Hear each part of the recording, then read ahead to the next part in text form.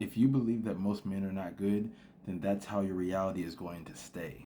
And I would say the same thing to any man that says that there's no good women out there. Of course, you can always pick a rotten apple, whether it's a man or whether it's a woman.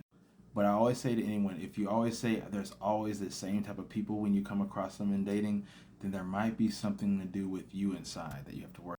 And I'm not saying there's not a lot of bad apples, because there definitely are. But what makes you keep attracting these bad apples? Really ask yourself that question. I used to always say, oh, there's no good women. Oh, these women are about this, they're about this. But until I stopped saying that, until I changed my reality, until I stopped allowing certain things, until I set a standard for myself, that is when things actually start to change.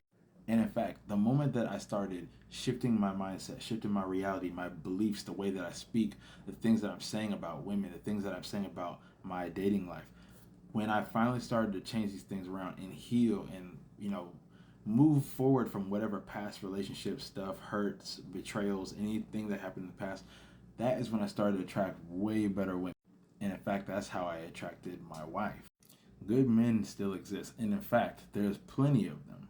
It's always going to be, what do you focus on? If you say no man is worth a woman's energy, then you're going to keep coming across the type of men that are not worth your energy. So I'm not saying that what you're saying might not be true in your reality, but if you want things to change, you have to change first.